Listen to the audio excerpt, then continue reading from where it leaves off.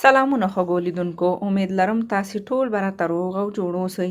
نن درته د پند نه ډک مطلب لرم، تمه ده تر پایه یې وګورئ او زموږ چینل درسره سبسکرایب کړئ. یوه بوډۍ ښځه قیصه کوي چې زما له پیدایښت څخه 10 کاله وړاندې مې پلار زه په بدو کې ورکړی وم. کله چې زما د کاکا زوی د ځمکې په سر د کلي د مشر زوی وواژه، نو د کلي مشرانو سره په دې سلا شول چې باید دښمني پیل نشي او دا د قتل او بدۍ موضوع دې پای ته ورسیږي.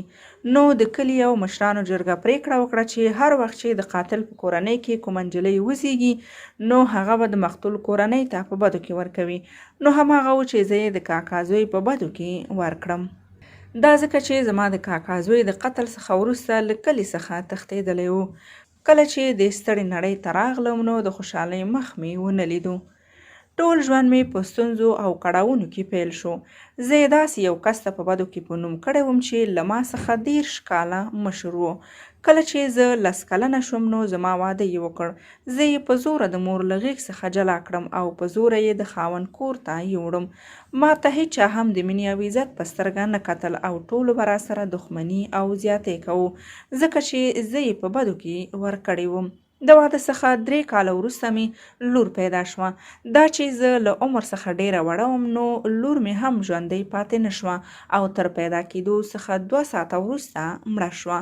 له هغه څخه وروسته بیا کله هم مور نه شوم. ډېرې ستونزې، مشکلات او دردونه مې وزغمل. خاوند مې یو معتاد انسان و. هره ښځه د خپل خاوند د اوږد عمر لپاره دعا غواړي، خو ما به تل د الله تعالی څخه د خپل بېلارې او بوډا خاوند مرګ غوښته، تر څو چې زه یې د ظلمونو او کړاوونو څخه د تل لپاره خلاصه شم. هر وخت به یې وهلم او تل به یې راباندې ظلمونه کول.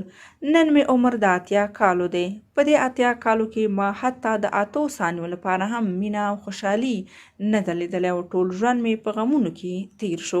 د دنیا بې ځایه رواجونه هر وخت او په هر ځای کې زموږ خوشحالۍ له موږ څخه اخلي. موږ باید خپل ځان او خپلې خوشحالۍ د بل چا لپاره قربان نه کړو او تل باید د ظلم پر وړاندې مبارزه وکړو او نه باید د ظلم او ظالم په وړاندې سر ټیټ کړو.